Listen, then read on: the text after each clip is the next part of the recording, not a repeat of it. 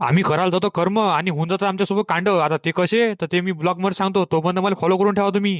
तर रामराम मंडळी, मी तुमचा मित्र प्रज्वल चागार. आपले 5,000 फॉलोस आले, फक्त 100 फॉलो बाजार म्हणून म्हणतो तेवढं फॉलो करून घ्या बरं आपल्याला. तर आजचा विषय असा आहे की आपण की आपल्याला पाण्याची कुठे पण लागते म्हणे वावरामध्ये. म्हटलं काही विषय आहे काय, तुमचा नातू आहे म्हटलं जिंदाबाद. मग सकाळ सकाळी आम्ही 2 आजी नाते वावरामध्ये प्रगडलो. सूर्यदेव निघाला आणि आपल्या बटाच्या वावरामध्ये काबीज झाल्या बाया आल्या. आम्हाला गरमी तर एवढी होत जाय की आम्हाला डायरेक्ट ताप करायला लागला. बायाला म्हटलं तेवढा ताप भिजून टाकला म्हटलं, कारण की आम्ही घरच्यावर चाललो आता पाण्याची कुठी भराले. कारण आम्हाला उद्या फवारा मारा लागते. वारा जिंपात्र आपण पाण्याची कुठी आणून ठेवली होती बा रिकामी. आता बस आम्हाला ते रिकामी कुठी आम्हाला तलावातून पाणी आणून ते भरावं लागते. मी कर्म करायला जातो, माझ्यासमोर कांडच होऊन जाते. मी याच्यातून घसरता बसलो होतो तलावाच्या काठावून. बरं आता आपला हा व्हिडिओ जमला की नाही जमला मला सांगा बरं लवकर कमेंट मध्ये. म्हटलं एवढे मोठे सरपण काय लय आहे म्हटलं बरं. याच्या अजगर मोठे मोठे हे पहा, गवत पहा किती मोठं आहे.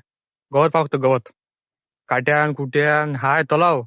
तलाव समजा हिवाळ्यात उन्हाळ्यात पाणी भरते म्हणा याच्या. तर तुम्ही पहा गवत पहा किती मोठं मोठं आहे. हो पहा. आणि आपल्या युट्यूब चॅनल आहे, आपल्याला सबस्क्राईब केलं नसेल तर सबस्क्राईब करून घ्या, कारण की आपले असे रोज रोज चांगले भन्नाट व्हिडिओ येत असतात जी.